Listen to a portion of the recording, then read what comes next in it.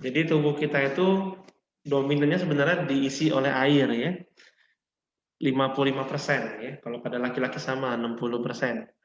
Jadi kalau dihitung-hitung dari berat badan kita, dominannya adalah air ya. Nah, di airnya ini nanti akan dikelompokkan lagi. 2/3-nya adalah intraseluler, yang kedua sepertiganya lagi ekstraseluler ya, di luar sel. Nah, sepertiga selulernya yang ekstraseluler ini nanti dibagi lagi menjadi 8%-nya cairan interstisial di antara sel tadi. Ada lagi 2%-nya sebagai plasma dalam darah ya. Fungsi air dalam fisiologi manusia Indonesia itu ada banyak ya. Yang pertama, media semua reaksi kimia tubuh. Yang kedua, berperan dalam pengaturan distribusi kimia dan biolistrik. Yang ketiga, sebagai alat transport hormon dan nutrien. Yang keempat, juga sebagai pembawa oksigen dalam paru ke sel tubuh ya. Begitupun kebalikannya dari CO2 ke sel paru-paru. Yang keenam, untuk fungsi ginjal ya, fungsi ginjal. Yang ketujuh, untuk mendistribusikan panas ke seluruh tubuh ya. Nah, di sini kita lihat ya, dari di sini ada perpindahan ya, jadi ada perpindahan cairan dari interstisial sama plasma. Di sini kita lihat perpindahan ini perpindahan apa? Adalah ion-ion tubuh ya, ion tubuh yang berpindah. Jadi contoh misalnya di sini kamu lihat ya, ada natrium, kalium ya. Natrium kalium ini ada pumpnya, ada pompanya ya. Pompanya itu membutuhkan ATP. ATP itu satuan energi yang dibutuhkan oleh tubuh kita untuk memetabolisme sesuatu ya. Nah, di sini adalah natrium kalium tadi. Jadi kalau natrium ini seringnya dari dalam keluar ya, tapi kalau kalium itu kecenderungan ke dalam sel ya. Yang mereka ini memiliki suatu keseimbangan di dalam sel ini. Kemudian dari interstisial ke plasma ini tidak membutuhkan suatu pompa ya, jadi mereka bisa langsung berdifusi langsung seperti itu ya, termasuk kalium dan klorida. Apa saja cairan ekstraseluler? Yang pertama adalah cairan plasma ya, plasma. Yang kedua cairan limfe ya, cairan interstisial itu ada cairan limfe, cairan otak atau cerebrospinal, cairan sinovial atau cairan sendi ya.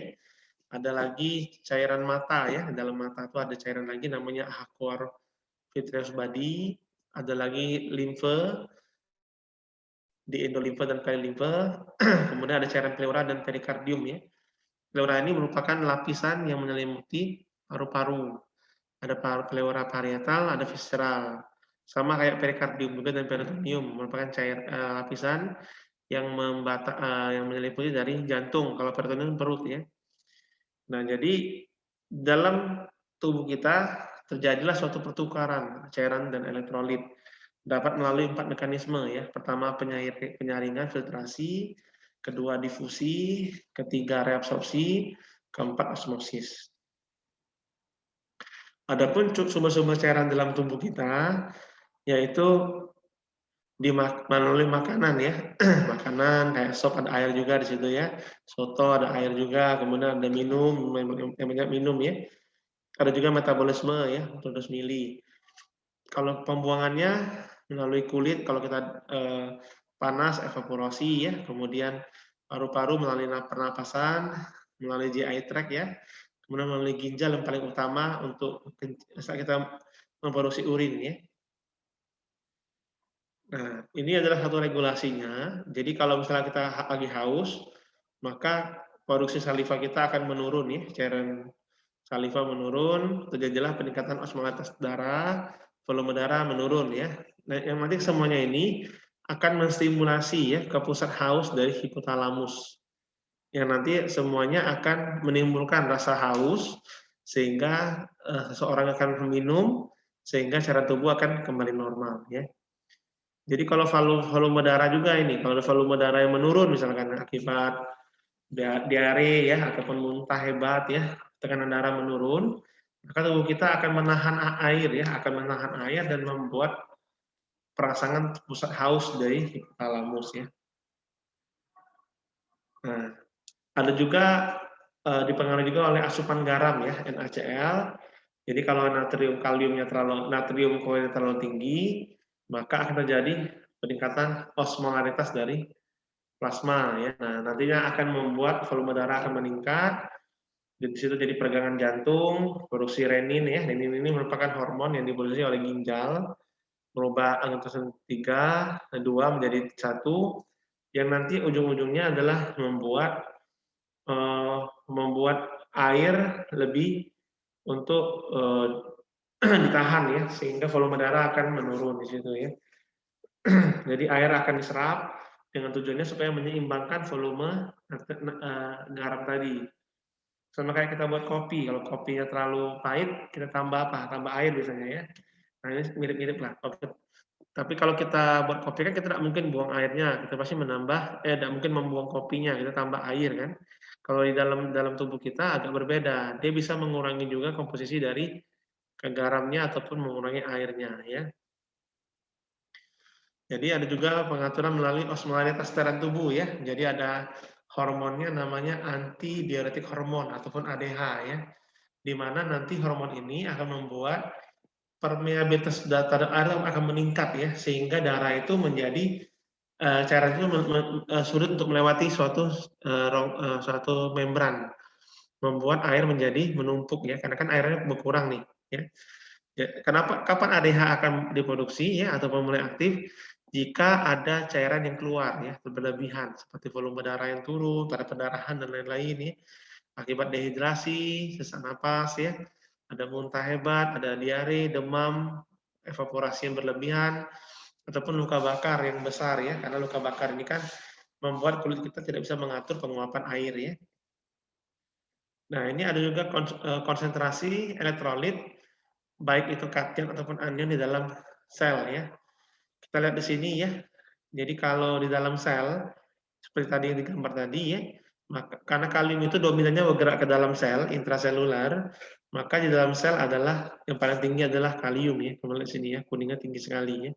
Tapi kalau di plasma utamanya adalah natrium dan natrium utamanya dibandingkan kalium ya, seperti itu ya. Natrium ya, kalau kalsium masih sedikit ya. Yang ada lagi HPO4 juga tinggi dalam sel intraseluler ya. Ini adalah perpindahannya merupakan perpindahan molekul dari tekanan yang tinggi ke rendah ya. Ini kayak pelajaran SMA ya, mirip ya. Osmosis ini melalui suatu konsentrasi dengan ukuran tertentu ya, sehingga dia perpindahnya tidak sembarangan ya. Ada lagi melalui transport aktif. Nah, ini menggunakan ATP kayak tadi ya, natrium, kalium, PAM ya, menggunakan ATP. Apa fungsi ion dalam elektrolit? Yang pertama untuk mengontrol osmosis air ya. Yang kedua, keseimbangan asam basa. Yang ketiga, aliran listrik. Yang keempat, kofaktor enzim. Jadi kalau cairan tubuh itu tidak akan lepas ya, tidak akan kita bisa pisahkan dari asam basa, karena asam basa ini sangat terkait eratnya nanti kita bahas ya, ada nanti di topik asam basa ya. Nah ini ada tekanan lagi, namanya tekanan cairan. Ini semestinya berimbang, karena kalau tidak berimbang nanti akan terjadi penumpukan cairan dalam tubuh ya. Terjadi biasanya pada orang-orang kanker ya, ataupun kekurangan albumin, nah itu bisa terjadi ya. Tekanan osmotik itu mencegah aliran osmotik cairan ya. Kalau onkotik itu terhadap koloid ya, agar air tetap ada dalam plasma dalam intravaskular ya. Kalau tekanan hidrostatik diutamakan oleh tekanan dalam air. Nah, jadi kalau tekanan ini ada terganggu, maka akan terjadi penumpukan ya. Perpindahan cairan dari kapiler ini kita lihat sini ya, ada tekanan hidrostatik, ada cloud pressure ya. Jadi seolah-olah darah ini berbentuk seperti pipa ya, yang nanti keduanya ini akan berpengaruh terhadap perpindahan tadi ya. Jadi mereka ini harusnya seimbang. Seimbang dalam arti kata tidak boleh salah satu melebihi yang lain. Kalau satu melebihi yang lain, terjadilah penumpukan ataupun pembuangan yang berlebihan. Nah, dalam tubuh manusia pun juga memiliki suatu membran yang semi permeable ya. Artinya apa? Sangat selektif ya. Dia memiliki membran yang lipid bilayer. Sehingga selektif itu artinya dia itu memilih siapa saja yang bisa lewat ya. Sangat-sangat spesifik ya. Jadi tidak sembarangan semua bisa keluar aturannya tadi ya, ada fungsi ginjal di situ yang berpengaruh, adanya juga pengontrolan secara renin, angiotensin, aldosteron ya. Ada juga pengaturan terhadap asupan minuman ya. Dan yang nomor 2 pengaturan osmolitas melalui suatu peranan vasopresin dan osmolitas di nefron ya. Jadi memang banyak sekali beberapa faktor yang membantu kita untuk menjaga keseimbangan cairan tubuh dan elektrolit. Dari sini kita tahu ya, air ada yang minum ya, ada yang dibuang melalui kulit, paru-paru, urin dan feses ya. Nah, ini peranan ginjal di mana kalau ibaratkan kalau ginjal kita ini sebagai suatu gelas ya. Gelas ini nanti ada tempat masuknya, di sini masuk. Ada juga untuk yang keluar melalui selain dari urin, namun utamanya tetap melalui ginjal ya, disaring, difiltrasi, kemudian baru dibuang melalui urin ya.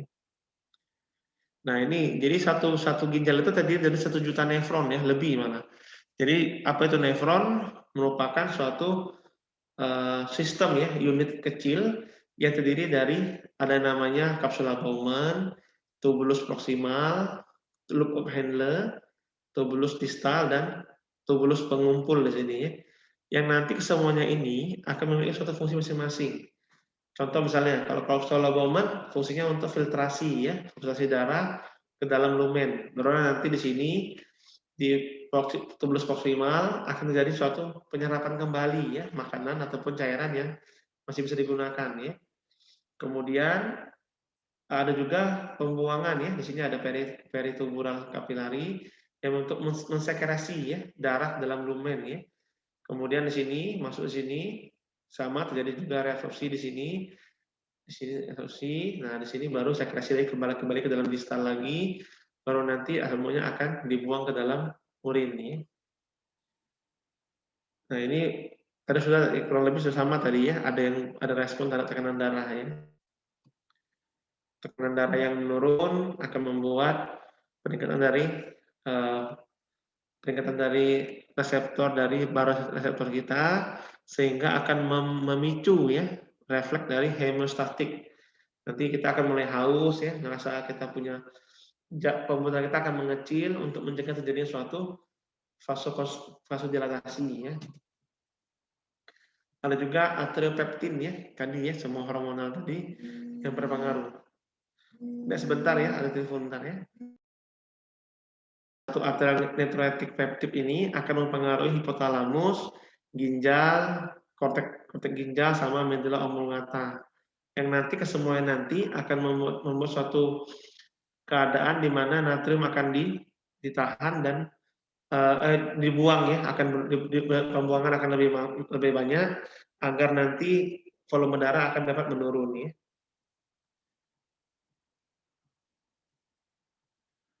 Nah ini sama kurang lebih tadi sama ya.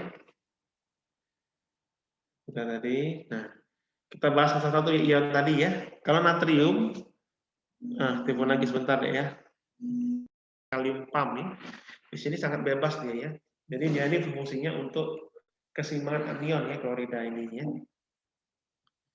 Kalau kalium merupakan karena dia tadi dominannya di dalam sel, maka dia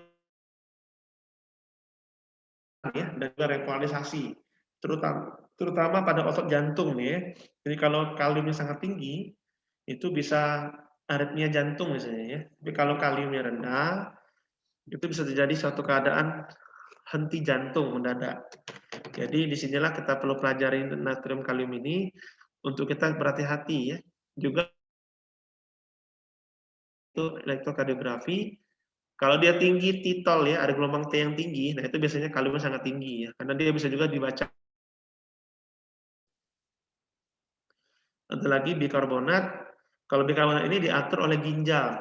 Jadi ginjal ini akan mengatur baik penyerapan dan pembuangan dari HCO3 ya.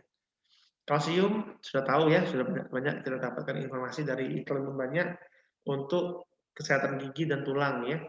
Dan juga kita ketahui ini sebagai untuk pembekuan darah ya, ataupun aktivasi dari hemostasis ya, koagulasi ya. Dan juga sebagai neurotransmitter, otot, dan juga saraf ya. Juga di situ termasuk juga di dalamnya adalah hormon tiroid dan paratiroid. Nah, kalau kalsium menurun, maka hormon paratiroidnya akan meningkat untuk menstimulasi osteoklas melepaskan kalsium ya, agar dapat diserap oleh tubuh kita, mencegah terjadinya kekurangan dari kalsium ya. Itu hebatnya tubuh kita ya. Kalau dia berlebihan sebaliknya, PTH akan menurun sehingga akan menstimulasi pembuatan dari osteoklas, bukan untuk pembuangan ya. Nah, ini merupakan keseimbangan cairan tubuh dan elektrolit ya. Kita masuk ke nomor 2 ya. Ini adalah keseimbangan cair asam basa. Nanti kita baru kasih tanya jawab di akhir ya. Jadi dalam tubuh kita ini ada namanya substansi asam dan juga ada namanya substansi basa ya. Kita tahu bahwa asam itu adalah substansi yang mengandung ion hidrogen plus ya, yang dapat dilepaskan dalam cairan tubuh dan larutan ya. Jadi asam pun ada dua macam ya. Ada asam yang volatil tuh mudah menguap, ada lagi non volatil ya, tidak mudah menguap ya. Contoh asam volatil itu adalah karbon dioksida yang kita hasilkan dari sisa metabolisme tubuh kita ya, itu namanya karbon dioksida ya. Kalau non volatil adalah asam karbonat ya, yang diproduksi oleh ginjal ya. Kalau basa kebalikannya, merupakan substansi yang dapat menangkap ion hidrogen dari sebuah larutan ya, kebalikannya ya. Sistem buffer ya. Jadi untuk menjaga suatu keseimbangan asam basa, maka di situ melalui perantara ya, satu sistem yang namanya buffer ya. Jadi buffer ini dapat membantu untuk kita mengikat ataupun melepaskan ion H ini ya, sehingga dapat dihasilkan suatu pH yang relatif tetap ataupun sama ya dalam penambahan larutan asam atau basa dalam suatu kondisi ya. Jadi kalau kita ada satu kondisi di mana kita minum banyak asam ataupun banyak asam, maka disitulah tubuh akan membuang dari ion H2+ akan sehingga pH kembali normal ya. Jadi dalam tubuh kita ada 4 sistem buffer utama ya. Yang pertama sistem buffer bikarbonat, yang kedua sistem buffer binatrium ataupun mononatrium fosfat, yang ketiga sistem buffer protein, dan yang keempat sistem buffer hemoglobin. Ya. Bagaimana cara mekanisme tubuh kita untuk menjaga ataupun mengendalikan asam basa ya? Yang pertama, kalau ada kelebihan asam, akan dibuang oleh ginjal dalam beberapa hari ya, dalam bentuk amonia ya. Maka kita tidak heran ya, kalau kita BAK itu biasanya agak bau pesing ya. Itu merupakan bau amonia, yang merupakan pembuangan asam dalam urin kita tadi ya. Tubuh juga menggunakan buffer untuk perubahan terjadi secara tiba-tiba ya. Jadi kalau jika banyak asam, maka akan dihasilkan HCO3 dan sedikit CO2 ya. Jika banyak basa, maka akan dihasilkan CO2 dan sedikit HCO3. Ini keseimbangannya ya. Karena HCO3 ini basa, CO2 kan asam ya. Dan juga ada juga mekanisme pembuangan ya, ataupun menjaga karbon dioksida untuk bertahan dalam tubuh ya. Sebentar ya, ada yang ini ya. Ya, masuk Bu, ayo Bu. Pembuangan karbon dioksida ini melalui paru-paru ya. Nah, paru-paru ini merupakan suatu organ utama yang digunakan untuk pembuangan dari karbon dioksida ya.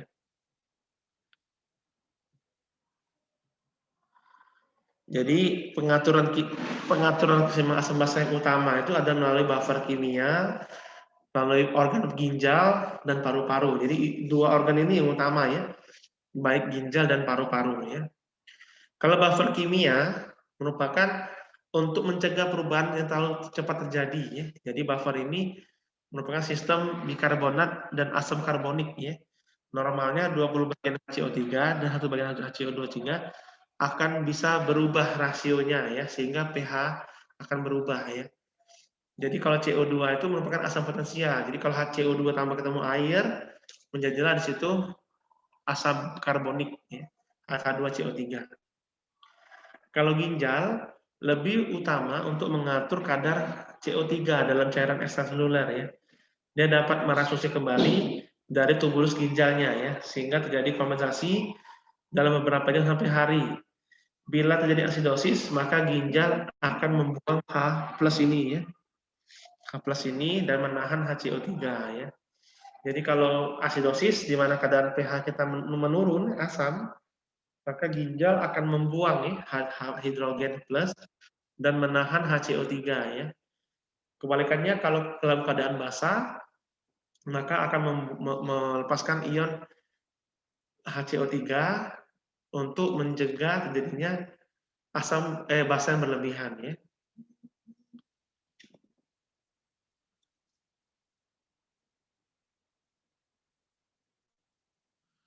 Kemudian paru-paru ini merupakan medula otak ya. Jadi mengendalikan dari medula otak mengendalikan paru-paru kita untuk membuang CO2 ini ya sebagai respon terhadap CO2 dalam darah ya. Kalau terjadi satu adosis metabolik, maka kita respiratory rate kita ataupun pernafasan kita akan meningkat ya untuk membuang CO2 ini supaya jauh ya dari tubuh kita ya, buang keluar ya. Tapi kalau alkalosis metabolik di mana respiratory kita menurun, maka tubuh kita atau paru-paru kita akan menahan karbon dioksida agar tidak terjadi pembuangan CO2 yang berlebihan ya. Jadi secara keseluruhan ya ada 4 utama ya gangguan keseimbangan asam basa. Yang pertama namanya asidosis metabolik, yang kedua namanya asidosis respiratorik, yang ketiga alkalosis metabolik, yang keempat namanya alkalosis respiratorik ya, ataupun yang terakhir adalah campuran ya. Karena tidak tertutup kemungkinan satu orang pasien akan mengalami suatu kondisi campuran ya.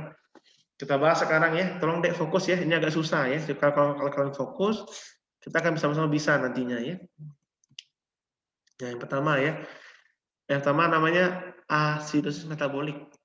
Jadi apa sih ciri-ciri asidosis metabolik ini? Yang pertama adanya suatu gangguan ya pada seseorang pasien yang disebabkan ya akibat adanya pH yang turun. Kamu ingat ya, kalau asidosis pasti pH-nya turun.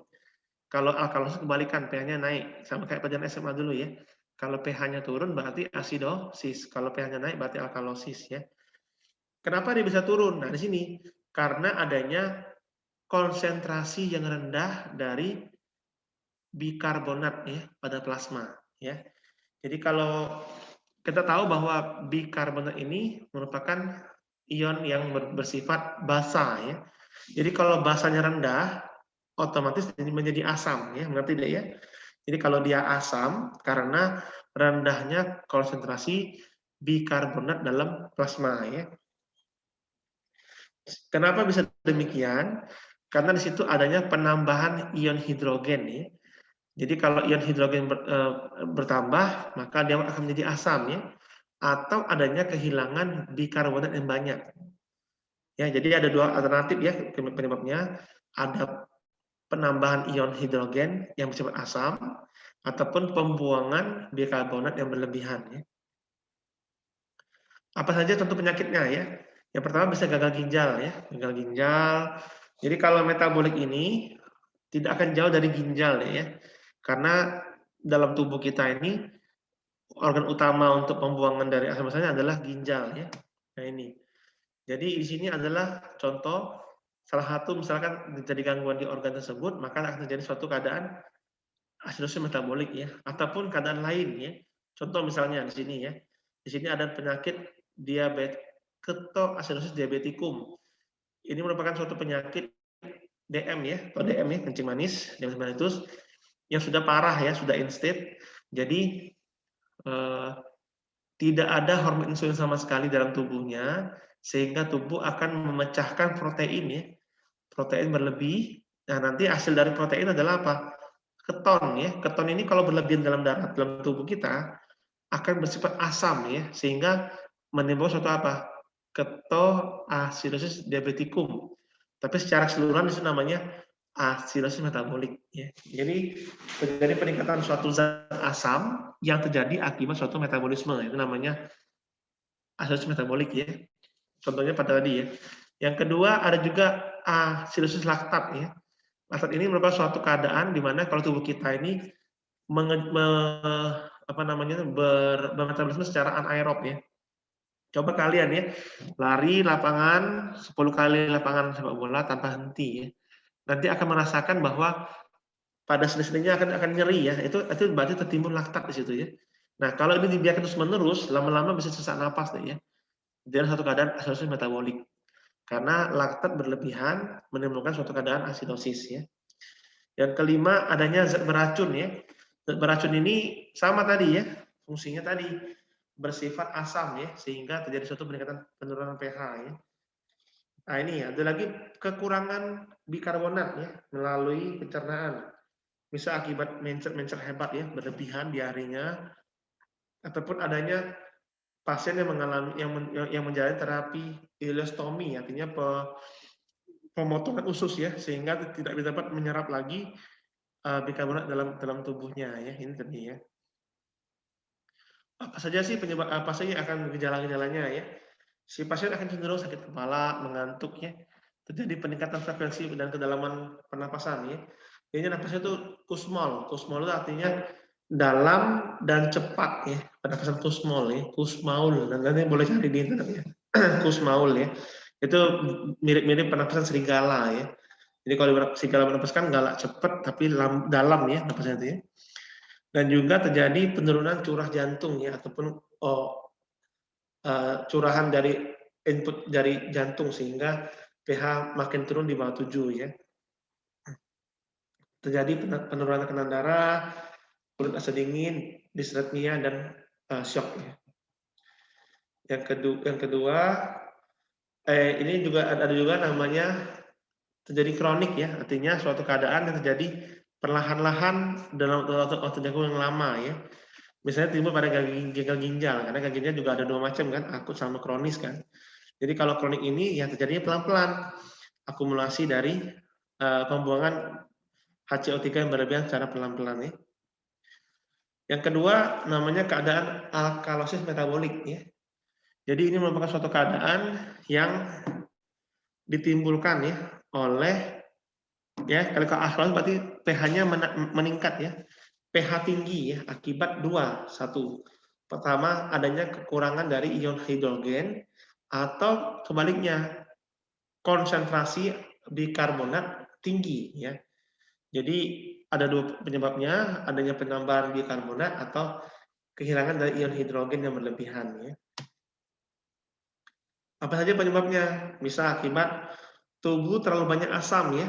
Jadi bisa muntah-muntah hebat ya. Cuma kalau muntah-muntah hebat rasanya asam menurut ya, karena kalau muntah berlebihan juga tidak bagus ya. Asamnya akan berlebihan meningkat ya.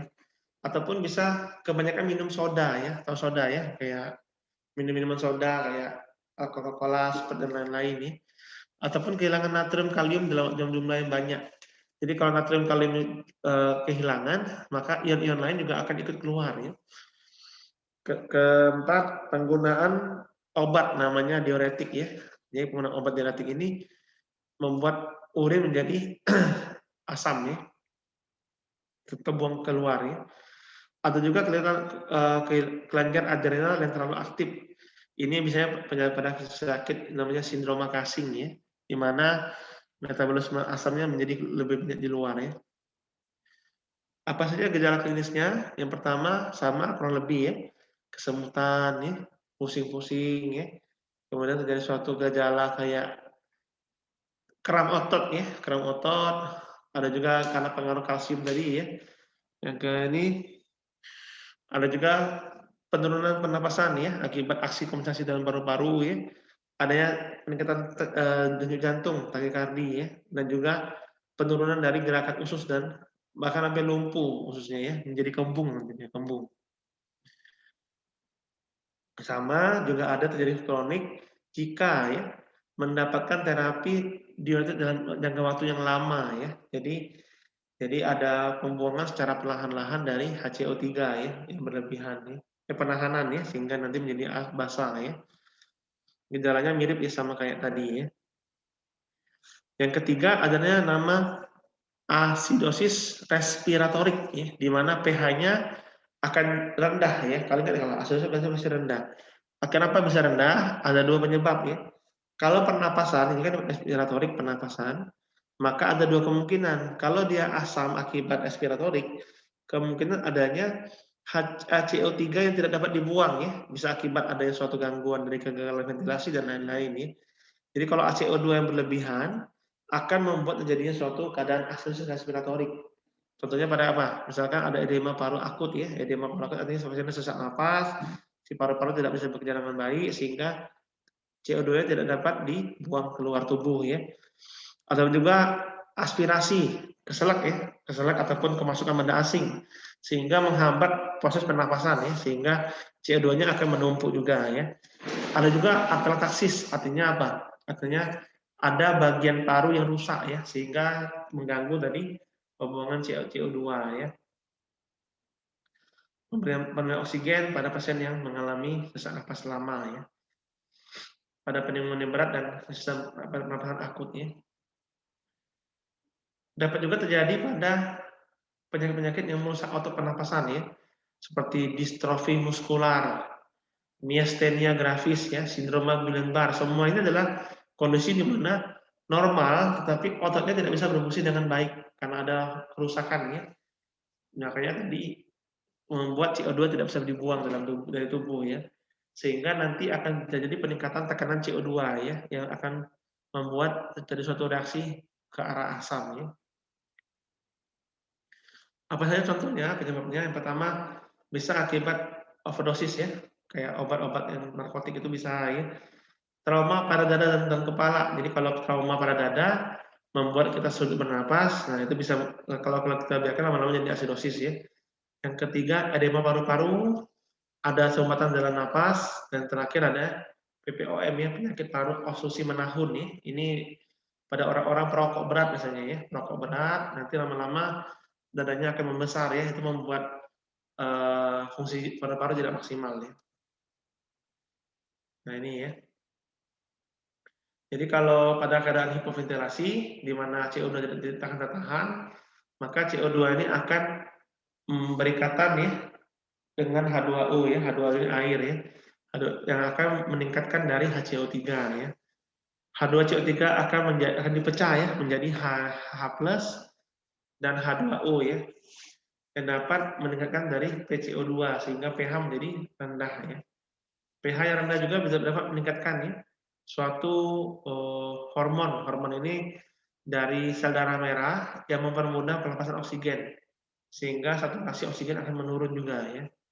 Jadi PCO2-nya akan meningkat, maka jaringan otak dan otot akan menumpuk di situ CO2 ya, sehingga membentuk H2CO3 ya.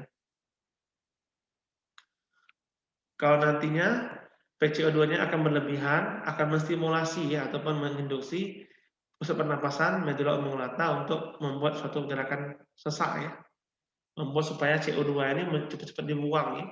Jadi sebenarnya sesak napas itu merupakan suatu reaksi kompensasi pembuangan CO2 supaya cepat dibuang keluar dari tubuh ya.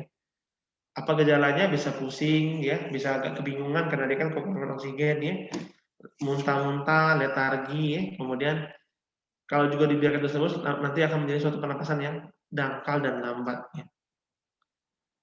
Oke. Keadaan ini harus hati-hati karena kalau dibiarkan terus akan membuat apa? Terjadinya si pasien menjadi pingsan, tidak sadar ya, dan juga suatu aritmia jantung ya, sehingga nanti bisa mengarah ke kematian ya.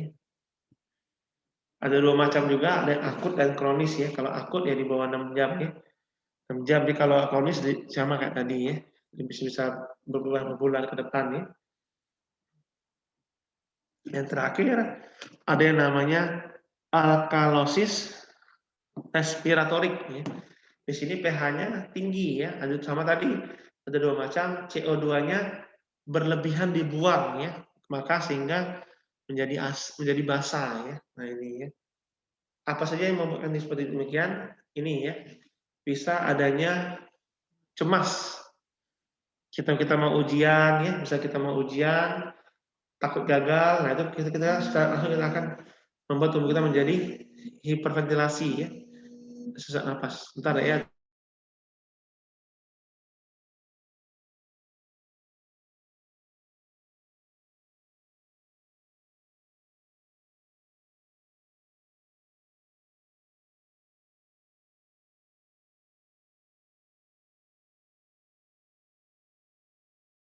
penyebab lainnya ya, rasa nyeri, ya.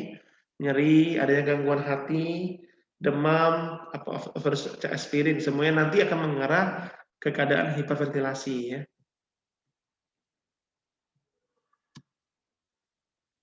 Penurunan CO2, HCO3 ya. Nanti akan terjadi peningkatan kalium dalam serum sehingga hidrogen akan keluar ya, keluar ke intraseluler ya. Yang akan nanti ujung-ujungnya akan membuat suatu penurunan dari pH ya. HCO3 akan naik dan kalium akan turun ya. Yang nanti gejalanya apa? Sakit kepala, bisa penyempitan dari pembuluh darah ya, sehingga nanti hilang kesadaran. Jadi kalau pada alkalosis berat juga terjadi suatu gangguan kalsium ya. Kalsium yang meningkat secara berlebihan akan dapat meningkatkan kejang ya, kejang, hiperfleksi otot ya, kemudian menjadi koma si pasiennya ya. Jadi memang gangguan asam basa ini cenderungnya ya dialami oleh pasien-pasien yang dirawat di ICU ya, di ICU ataupun di ruangan yang intensive care unit ya. Jadi itu semuanya membutuhkan perhatian lebih karena mereka mempunyai gangguan dari metabolismenya, baik pernapasan atau tidak. Karena kalau di ICU juga ada namanya ventilator ya. Ventilator itu tujuannya apa? Untuk menjaga keseimbangan tadi, pernapasan supaya bagus dan juga untuk menjaga asam basanya supaya baik ya, tidak berlebihan gangguannya ya. Ada juga yang campuran ya. Campuran ini berarti dia itu ada dua penyakit yang bergabung di situ ya. Bisa acidosis respiratorik dicampur dengan acidosis metabolik. Nah, ini agak susah. Ini lebih sulit lagi untuk disembuhkan ya. Karena kondisi pasiennya adalah sudah gawat, sudah kritis. Ini cara kompensasinya ya. Saya jelaskan dulu ya. Jadi pada acidosis respiratorik di sini PCO2-nya akan masih normal ya, masih normal. HCO3 normal, maka pH-nya akan atau pH-nya turun. Bagaimana cara untuk menjaga dan menahan HCO3? Dengan tujuan adalah HCO3-nya bersifat basa sehingga pH akan menjadi normal kembali ya. Kalau alkalosis respiratorik, PCO2-nya atau HCO3 normal,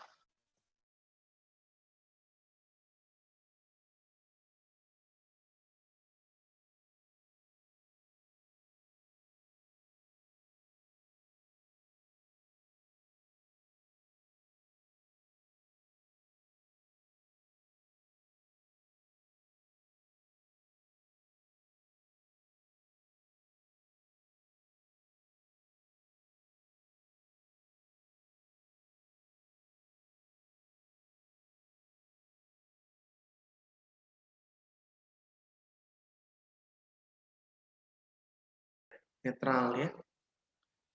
Sama kayak tadi, kalau alkalosis metabolik, pH-nya naik karena apa? Karena ada HCO3 yang naik di sini. HCO3 naik karena dia dibuang meningkat tinggi, retensi sehingga menjadi basah. Bagaimana caranya? CO2 akan ditahan. CO2 akan ditahan sehingga pH kembali turun ya. Ini adalah suatu gambaran dari grafiknya. Kalau kita mau masukkan di sini bisa ya, kita masukkan di sini kayak kita plot kayak X, Y, dan Y itu ya. Nanti di sini kita temukan di mana posisi si pasien ya.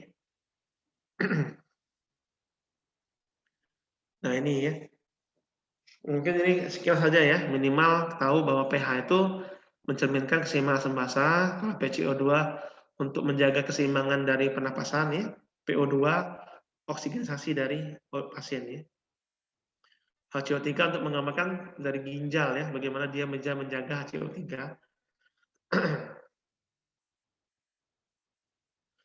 Nah, ini juga ada namanya base excess ya, merupakan suatu proses metabolik non respiratorik yang untuk mempertahankan dari asam basanya. Jadi kalau lebih dari 2, kecenderungan akan merupakan alkalosis metabolik. Kalau di bawah 2 merupakan acidosis metabolik ya, kebalikannya ya. Ini saya titipkan ya untuk sebagai pesan sebagai di ruangan ya, terutama di ruangan. Jadi gas darah ini fungsinya untuk apa? Untuk mengetahui keseimbangan asam basa ya, terutama pada pasien-pasien yang mengalami kondisi yang sangat berat ya. Makanya itu baru perlu kita langsungkan analisis gas darah ya. Kalau tidak ya tidak cocok. Nah ini, bagaimana cara pengambilan darahnya? Dari arteri misalnya ya, dari vena ya. Diambil melalui suatu perusukan ya. Nanti coba cari di internet atau di YouTube bagaimana flebotomi arteri ya, bukan vena ya. Arteri itu berbeda sekali ya dengan vena ya. Nah ini, kita ambilnya arteri, diambil dari sini ya. Posisi-posisi yang arterinya teraba ya. Ini sebabnya khusus AGD warna hijau ya. Warna hijau dan juga segera kita tutup dengan busa ya untuk mencegah terjadinya apa? Oksigen yang hilang akibat kontak dengan udara ya. Jadi spesimen ini sangat spesial ya. Tidak boleh kita ambil darah, kita taruh di meja, tidak boleh. Tutup supaya apa?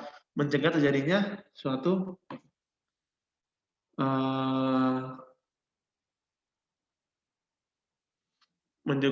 jadinya suatu hasil yang salah dari laboratorium ya. Nah ini ya. Jadi harus anaerob, tidak boleh ada oksigen di situ, tidak ada udara. Segera diperiksa. Jadi kalau diambil darah di ruang jam 7, segera diantar ke laboratorium ya. Tidak boleh lebih lama-lama ya. Kalau lebih dari setengah jam, percuma, tidak akan lagi bermanfaat itu ya. Dan dalam keadaan es ya, dingin ya. Spesimennya dipakailah heparin ya. Ini hijau ini heparin ya.